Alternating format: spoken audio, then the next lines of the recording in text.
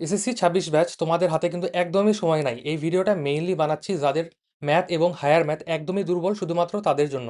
তোমাদের আমি কয়েকটা চ্যাপ্টার দাগাই দিব, যে চ্যাপ্টারগুলো তোমরা প্রিপারেশন নিলে সিকিউ থেকে অ্যাটলিস্ট ভালো মার্ক কাট আউট করতে পারবা। তো চলো শুরু করা যাক জেনারেল ম্যাথ দিয়ে। তো জেনারেল ম্যাথে তোমরা দুইটা সিকিউ পরিসংখ্যান থেকে একদমই কমন পাবা। সো ট্রাই করবা যে পরিসংখ্যানে সবচাইতে বেশি ফোর্ট দিতে। পরিসংখ্যানে কিন্তু ভাই ঘুরায় পেঁচায় খুব একটা কোশ্চেন দেয় না। ওই বিগত বছরের যে কোশ্চেনগুলা, যে প্যাটার্নগুলা, মধ্যক, অজীব রেখা, তারপরে বহুভুজ, এগুলাই কিন্তু ভাই ঘুরে ফিরে আসে। সো এই চ্যাপ্টারের পিছনে তোমরা 5 থেকে 6 ঘন্টা সময় দাও। যারা একদমই কিছু পারো না, তারা ট্রাই করবা 2 থেকে 3 ঘন্টা আগে ওয়ান শট ক্লাস করার। আমি রিকমেন্ড করবো রাকিব ভাইয়ের ওয়ান শট ক্লাস করে নেওয়ার। এরপরে তোমরা কি করবা, 2 থেকে 3 ঘন্টা বোর্ড কোশ্চেন জাস্ট সলভ করবা। বাট সলিউশন দেখবা না ভাই, কিন্তু সলিউশন দেখলে তোমাদের কিন্তু প্রিপারেশন একদমই উইক হয়ে যাবে।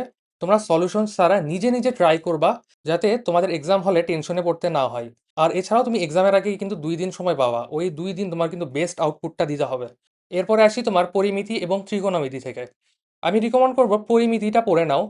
আর যদি তোমার মনে হয় যে ত্রিকোণমিতি তোমার অলরেডি পড়া আছে, তুমি ভালো পারো, তোমার ত্রিকোণমিতি পড়তে পারো। যাদের হায়ার ম্যাথ আছে তাদের কিন্তু ত্রিকোণমিতি পড়তেই হবে। আমি রিকমেন্ড করবো যদি তোমাদের কাছে পসিবল হয় দুইটা চ্যাপ্টারই পড়ে রাখো। কারণ একটা চ্যাপ্টার তো অ্যাটলিস্ট ব্যাকআপ রাখতে হবে, ধরো যে তোমার কোশ্চেন অনেক বেশি কঠিন হইলো। সো সেই ক্ষেত্রে কিন্তু একটা সিকিউ অ্যাটলিস্ট ব্যাকআপ রাখতে হয়। এরপরে আসি জ্যামিতি সেক্টরে। জ্যামিতিতে তোমরা অনেকেই আর কি সম্পাদ্য পড়ার ট্রাই করো, কারণ সম্পাদ্য আঁকানো একটু ইজি হয়। যেহেতু এবার দুইটা কোয়েশ্চেন, অনেকে আর কি ভাবতেছে যে সম্পাদ্যর সাথে আর কি উপপাদ্য মিলে দিবে কিনা।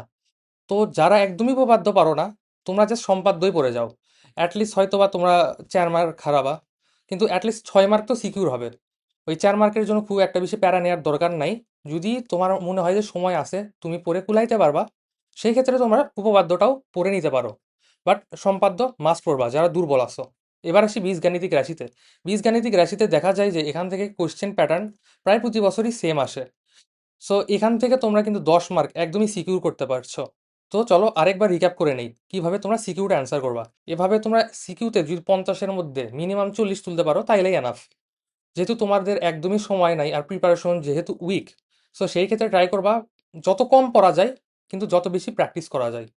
সব চ্যাপ্টার হাত দিতে হবে না, কিন্তু ট্রাই করবা অন্যান্য চ্যাপ্টার অ্যাটলিস্ট এমসিকিউ এর জন্য ভালো মতো করা। এখন ভাই চলো এমসিকিউ এ আসি। জেনারেল ম্যাথের এমসিকিউ তোমরা কেমনে ভালো করবা। এখন 30টা এমসিকিউ দেখা যায় যে 10টা এমসিকিউ তোমার ক্যালকুলেটর থেকে আসে। সো প্রথম কাজ হলো তোমার ক্যালকুলেটর হ্যাক্সগুলা দেখে ফেলা। সো ক্যালকুলেটর হ্যাক্স দেখে ফেলার পরে তোমরা কি করবা, বোর্ড কোশ্চেনগুলা যতগুলা আছে, বিগত 5 বছরের 8টা বোর্ডের যতগুলা কোশ্চেন আছে সবগুলো নিয়ে বসবা, নিজে নিজে সলভ করবা। আর যদি কোথাও আটকে যাও, সলভ ক্লাস দেখতে পারো, কিংবা ওয়ান শট এমসিকিউ যে ক্লাসগুলো আছে সেগুলো দেখতে পারো। এভাবে তোমরা জেনারেল ম্যাথটা প্রিপারেশন একদমই সলিড করতে পারো।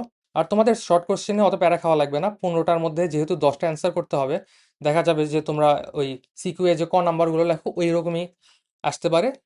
সো আই হোপ এই শর্ট কোশ্চেন থেকেও অ্যাটলিস্ট তোমরা 20-এর মধ্যে 18 কাট আউট করতে পারবা। এভাবে কিন্তু ইজিলি তুমি A+ এনশিওর করতে পারবা জেনারেল ম্যাথে। চলো এবার হায়ার ম্যাথ নিয়ে কথা বলি। তোমরা ট্রাই করবা সম্ভাবনা থেকে অ্যান্সার করার। সম্ভাবনা থেকেও কোশ্চেন প্রায় ইজি আসে। এখান থেকে ইজিলি তুমি 10 মার্ক এনশিওর করতে পারবা। এরপরে তোমার ত্রিকোণমিতি সেকশন আছে।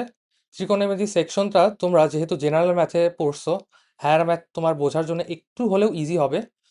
তো ত্রিকোণমিতি থেকে তোমরা 10 মার্ক ইজিলি এনশিওর করতে পারবা।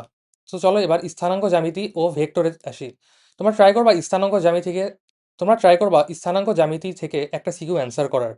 এখান থেকে মোটামুটি বলা চলে সিকিউ ইজি হয়। এবার চলো আসি বীজগণিতে। বীজগণিতে প্রায় তোমাদের 3 থেকে 4টা অধ্যায় আছে তোমার। বীজগাণিতিক রাশি, দ্বিপদী বিস্তৃতি, তারপরে সূচক ও লগারিদম, অসীম ধারা। সো এখান থেকে ট্রাই করবা ওই বীজগাণিতিক রাশিটাই পড়ার, কারণ বীজগাণিতিক রাশি থেকে বলা চলে যে একটা সিকিউ কমন আসবেই। কিন্তু ব্যাকআপ হিসেবে তোমরা অসীম ধারাটাও একটু পড়ে নিতে পারো। তো চলো তোমার এই প্রিপারেশনটা আরেকবার রিক্যাপ করি। আশা করি এসব স্টেপ ফলো করে তুমি একটা ভালো নাম্বার ক্যারি আউট করতে পারবা। আর ভাই এখন খুব বেশি মোটিভেশন নেওয়ার টাইম নাই, তোমাদের খুব বেশি পরিশ্রম করতে হবে। সো তোমরা ওভার থিঙ্কিং করবা না, ভাই আমি কি পারবো, এসব বলার ভাই টাইম নাই। এখন জাস্ট তোমার পরিশ্রম করতে হবে। ইনশাল্লাহ তোমরা ভালো রেজাল্ট করবে।